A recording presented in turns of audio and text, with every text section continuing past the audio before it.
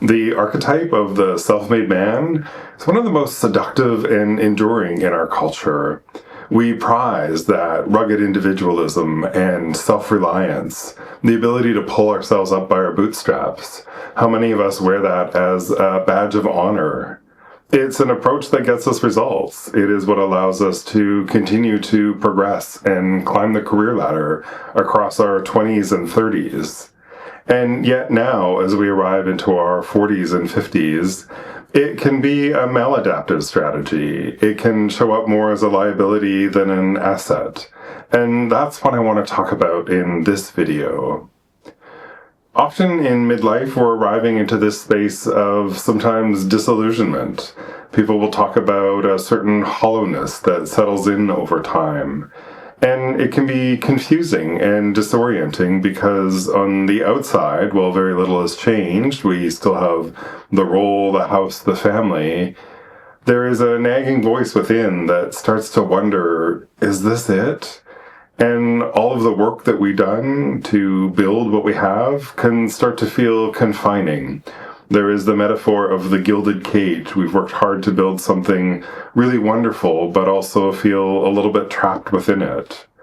I talk to many men who absolutely appreciate their family and all that they have in their life, but equally can't fight this urge to get away, to go live responsibility-free in the forest briefly, or engage in a reckless affair just to feel alive again.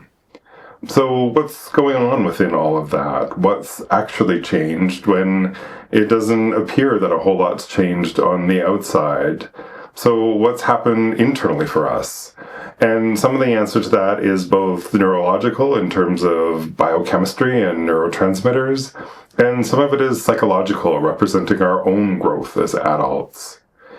When we're in the first half of our adulthood, in those 20s and 30s, we're very much in a world of dopamine. It is the chemical of motivation and reward. It is what encourages us to keep taking on those next roles, to go above and beyond to deliver on that project, to get that great performance review.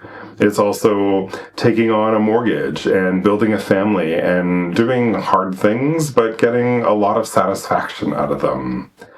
And then as we head into midlife, that satisfaction starts to wane. It starts to wane for two reasons. First of all, those same dopamine neurotransmitting receivers in our brains start to downregulate. We become less sensitive to that same dopamine. We don't get the same hit of joy, of accomplishment that we once did. And this goes hand in hand with what is considered a very deliberate psychological phase change that happens right around our 40s and 50s. We move from a more socialized individual who is invested in establishing ourselves, in having a particular place in society, having a particular sense of how others see us, to one that is far more self-grounded, to understanding and knowing who we are, and now seeking out meaning and purpose far more than accomplishment and achievement. And that's the alignment that we need to work on in terms of being able to have that internal shift start to match the external.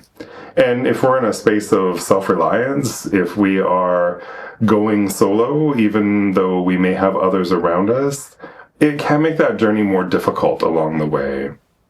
I think we also have to consider how we arrived at that place of self-reliance. Very few of us actually chose that deliberately.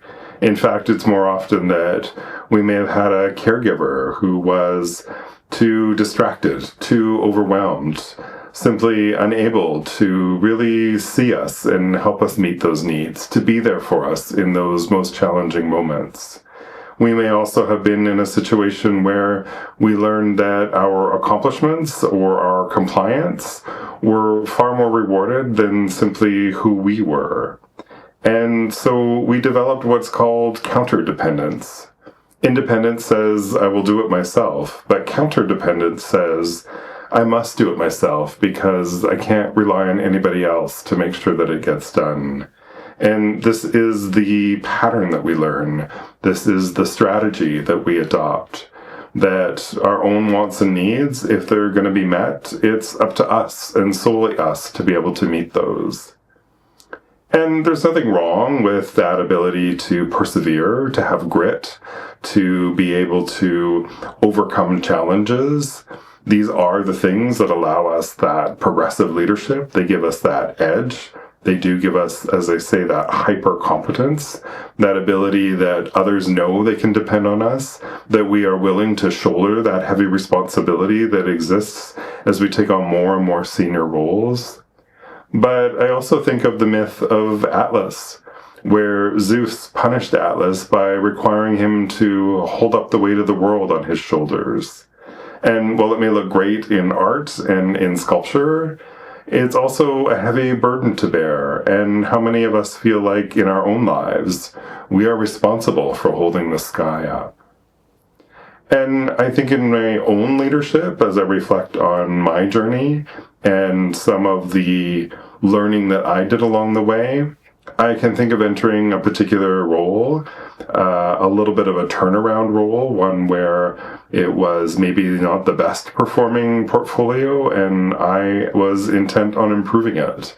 I wanted that dopamine hit. I wanted that accomplishment of really making a significant change. And we were able to get a lot of traction, but working with a coach, I also was able to learn and understand that one of my patterns was that when the pressure was really heavy, when I was maybe starting to feel some anxiousness, my go-to strategy was to withdraw, to go back to my office, to close the door, because I felt like it was solely on me to figure it out. It was up to me to land the right strategy, to land the right ideas, and then hand it back to my team to execute on. What I've come to learn is borrowed from engineering. For thousands of years, the stone arch bridge endured. It was solid, it was lasting, it provided an ability to get across rivers like never before, and it worked by compression. All of the weight stacks stone onto stone and starts with a particular keystone, and the weight distributes from there. But the problem with stone arch bridges is they're limited in span. If you want to go much beyond a narrow span, engineering had to come up with a new model. That new model is the tension suspension bridge, where that same weight is distributed across thousands of miles of cables. And that's what I had to learn in my own leadership. It was being able to come forward, to arrive without a solution, and to understand that it was important, that it was weighing on me, that there was a sense of urgency needed with something. And we have to differentiate here between micromanagement and emotional dumping and showing up and sharing that load with your team. This isn't about controlling everything that they do. This isn't about getting them to be the ones to reassure you that everything's going to be okay, but is being able to walk into a space and say, here's what we're facing. I'm not sure how we're going to get there, but I'm feeling the pressure that we need to deliver a solution on this. And in fact, what I learned was great teams are more than willing to jump in, more than willing to bring new ideas and perspectives that I wouldn't have been able to think of on my own sitting in my office. And they understood that sense of urgency. They were willing to own that sense of urgency with me. And that was able to make a huge difference in the amount of maybe anxiety or pressure or stress I felt in my day. And I can tell you later on, having a complex operational portfolio that included running 2 hospitals across the entire pandemic, there's no way I could have done that without that ability to share that load across the team and have a strong, capable leadership team that was willing to show up and figure it out every day in a huge amount of pressure and uncertainty that we were able to share together and ultimately accomplish and celebrate together. There's another archetype in Jungian psychology that I think is also worth looking at. It's often said that as we move into midlife, we move from the role of the warrior and into the king. And the warrior wins by being faster and stronger and more vigilant, who wins battle by battle and who tackles each dragon as it comes. but is fiercely independent and is not in concert working with others. Whereas our king has an entire kingdom to worry about. He can't get involved in every detail, and he has to think about the bigger picture. He will bring in wise counsel and good people he can trust if he's going to be effective. And this is that moment of asking ourselves if we're ready to start putting down that sword and putting on a crown instead. Being able to understand that we're in a different phase of our lives where there is different opportunity to bring forward those needs and those wants and have others meet us there rather than learning that we will be disappointed is important learning that can shift this phase.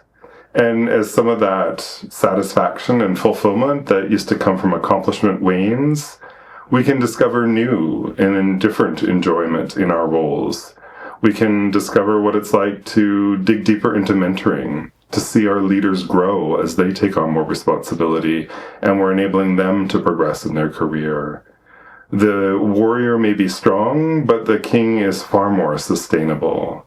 And as we start to open up and start to learn to be able to bring others into that space, to let go of a little bit of that counter-dependence, our relationships, both at work and at home, will change and deepen dramatically. This is the secret and the oxygen to sustain marriages or partnerships. It is the shift that's required for midlife men, and it is letting go of that maladaptive strategy and putting forward a new strategy, one that can bring some of that sense of joy and win and accomplishment back, but in a different way, an accomplishment that is created with others rather than created by self and delegated back to others. We become moving ourselves from being the shock absorbers, which often is a place that we can find ourselves as men, given the way that we're socialized to be the problem solvers, to be the ones to take on all of the emotional labor of others. And in fact, we become the distributors rather than the absorbers. And it's far more effective, it is far more enjoyable, and it starts to give us a new ability to move through our lives in this different phase of our lives. If you want to learn more, you can visit my website or learn more in the video description below. Thank you so much for watching, and I'll see you in the next video.